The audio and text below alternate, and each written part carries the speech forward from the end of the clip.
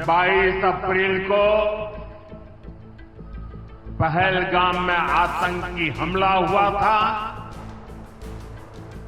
26 निर्दोष लोगों की इतनी बेरहमी से हत्या कर दी गई।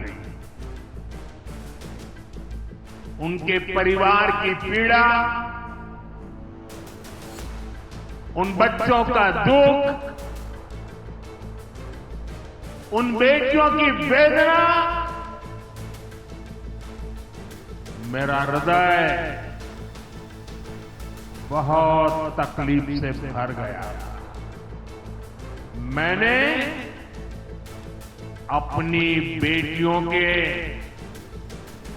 सिंदूर का बदला लेने का जो वचन दिया था,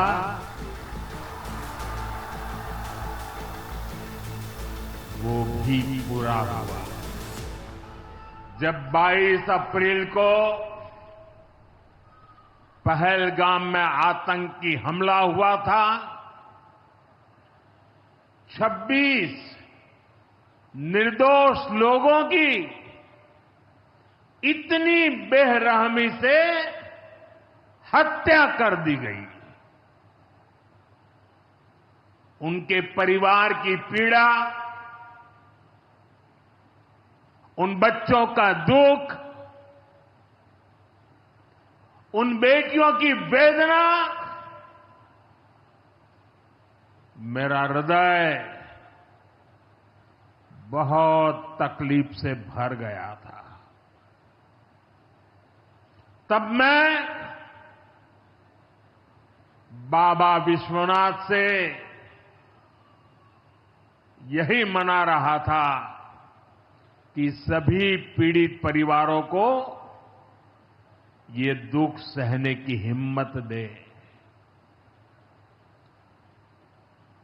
काशी के मेरे मालिकों, मैंने अपनी बेटियों के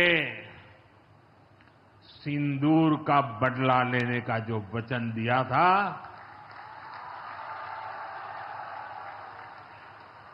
वो भी पूरा हुआ है।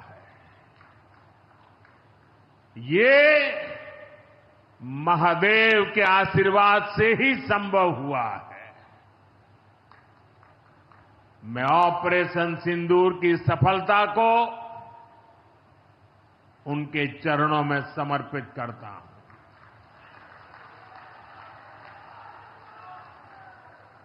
साथियों,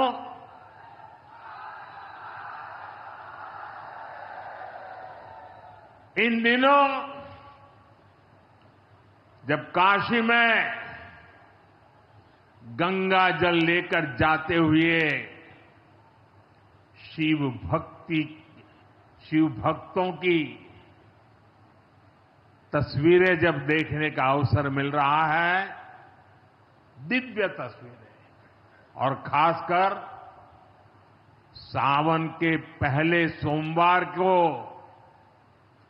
जब हमारे यादव बंधु बाबा का जलाभिषेक करने निकलते थे, गौरी केदारेश्वर से कंधे पर गंगा जल लेकर यादव बंधुओं का समूह, कितना मनोरम दृश्य होता है।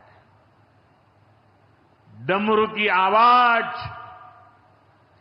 गलियों में कोलाहल, एक अद्भुत भाव विश्व पैदा होता है। मेरी भी बहुत इच्छा थी कि सावन के पवित्र महीने में बाबा विश्वनाथ और मार्कंडेय महादेव के दर्शन करूं, लेकिन मेरे वहां जाने से महादेव के भक्तों को असुविधा न हो, उनके दर्शन में बाधा न पड़े, इसलिए मैं आज यहीं से भोलेनाथ और मां गंगा को प्रणाम कर रहा हूं।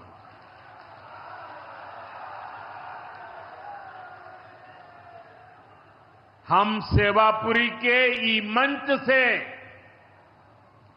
बाबा काशी विश्वनाथ के प्रणाम करत है।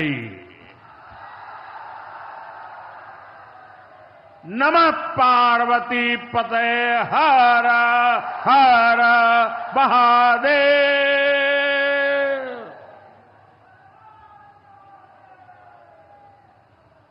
साथियों, कुछ दिनों पहले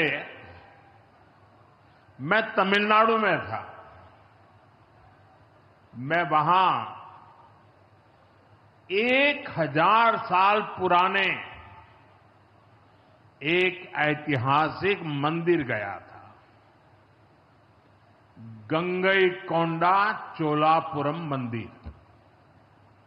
ये मंदिर देश की शैव परंपरा का एक प्राचीन केंद्र है।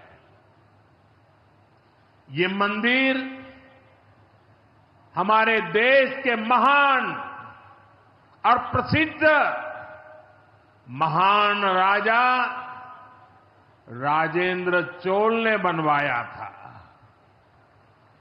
राजेंद्र चोल ने उत्तर भारत से गंगा जल मंगवाकर उत्तर को दक्षिण से जोड़ा था।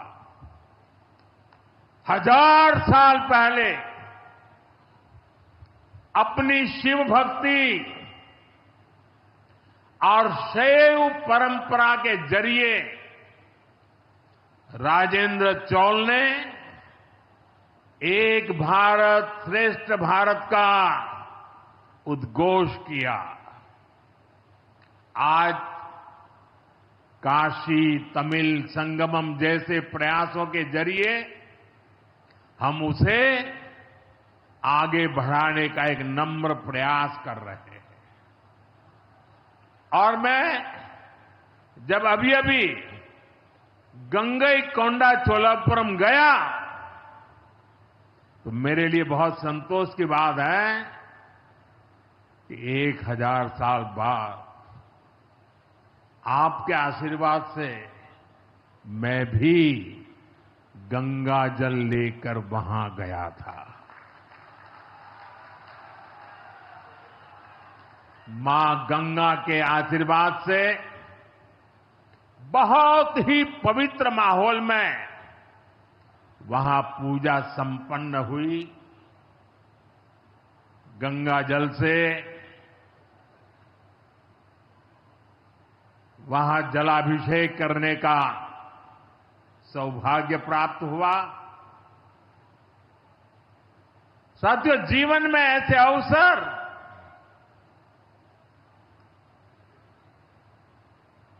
बहुत प्रेरणा देते हैं। देश की एकता की हर बात नई चेतना जगा देती है और तभी तो ऑपरेशन सिंदूर सफल होता है।